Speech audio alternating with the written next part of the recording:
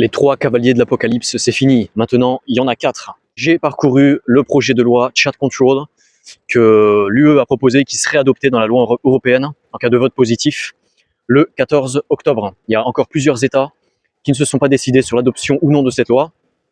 Il y a environ 7 États qui se sont plus ou moins prononcés pour le contre. Il y en a une douzaine qui se sont prononcés pour le pour. Je te mettrai dans la description de la vidéo un lien pour que tu puisses aller voir de quels États il s'agit. Évidemment, la France est dans les États qui s'est prononcé pour cette loi, ou ce projet de loi en tout cas, c'est pas encore une loi en tant que telle. Alors de quoi s'agit-il? Qu'est-ce qu'il y a au menu pour les citoyens européens endormis? Je ne vais pas mentionner la raison de la loi, la raison invoquée, il s'agit de pure bêtises billevesées pour endormir le troupeau. Oui, on veut protéger les enfants, etc. Mon cul sur la commode. Si déjà tu veux protéger les enfants, cesse l'immigration de masse. Mais bon, on s'en fout des justifications. Le diable se part toujours des meilleures intentions. Ce qu'on va plutôt mentionner ici, c'est le côté technique de la loi, et notamment les 3 mécanismes qu'ils entendent mettre en place pour contrôler les communications numériques de tous les Européens. Quand je dis tous les Européens, c'est tous les États de l'Union européenne. On parle bien de 700 millions de personnes. Premier dispositif, ils veulent mettre en place une IA.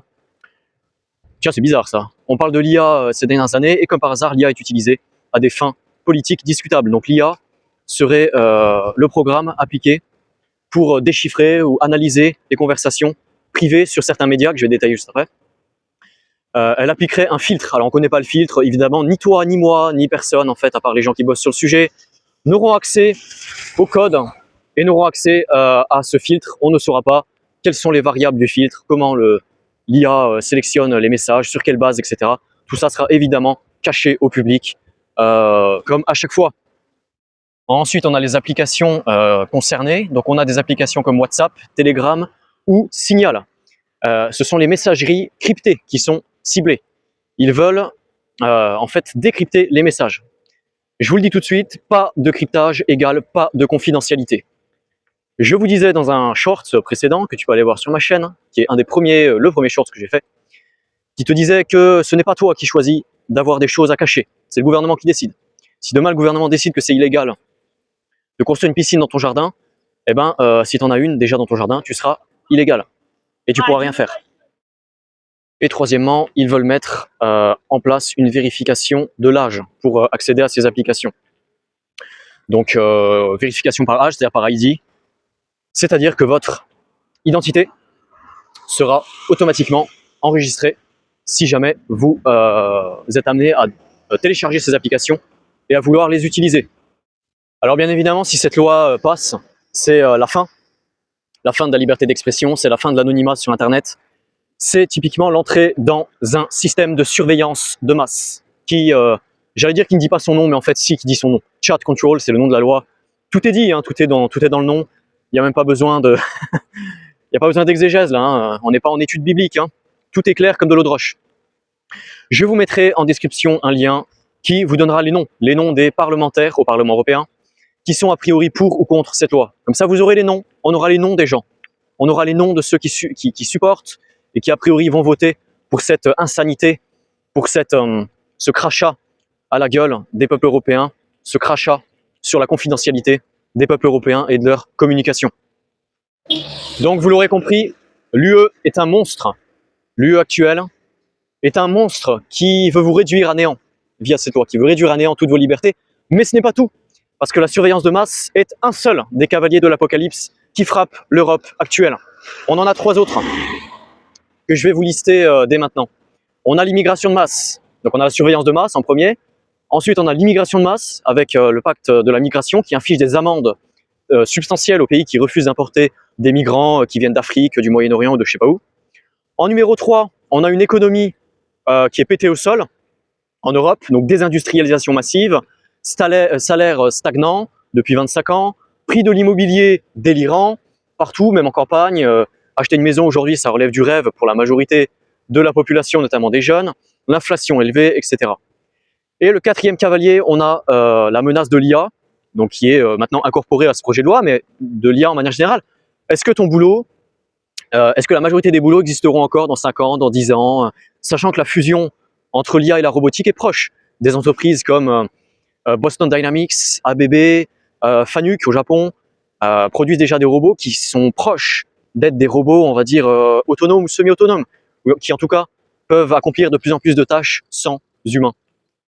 Et compte tenu de tout cela, on s'étonne que les Européens ne fassent plus d'enfants. Ces 4 facteurs, à mon avis, sont voulus. Les élites européennes, européistes, sont clairement en mode liquidation totale. On veut liquider cette population européenne qui a trop d'exigences, qui est là depuis trop longtemps, et aussi les élites européennes, et les élites de chaque pays en particulier, ou certaines d'entre elles en tout cas, sont anti-peuple, en fait. Elles sont contre leur peuple, sont corrompues par l'argent, par le pouvoir, par une fausse gloire, une gloire faustienne qui, inévitablement, en tout cas je l'espère, se retournera in fine contre eux. Oui, je dis que c'est un complot et je l'assume.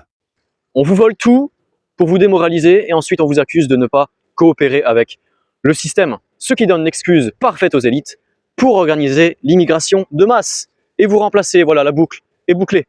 On te vole tout et on t'accuse d'être pauvre. À ce niveau de domination, on est en fait carrément dans l'humiliation et j'espère que les Européens vont se réveiller et j'espère notamment que cette loi du chat control, qui n'est qu'un symptôme en fait de ce monstre européiste, ne va pas passer. D'autre part, je constate qu'aucun pays dans le monde, en tout cas dont je n'ai connaissance, n'offre les 3 conditions sine qua non du bonheur à mon sens. La première étant une économie dynamique qui permet, par le travail ou l'entrepreneuriat, de s'offrir et de s'acheter un confort de vie. Le deuxième élément, c'est le respect des libertés fondamentales de chaque être humain, notamment la liberté d'expression.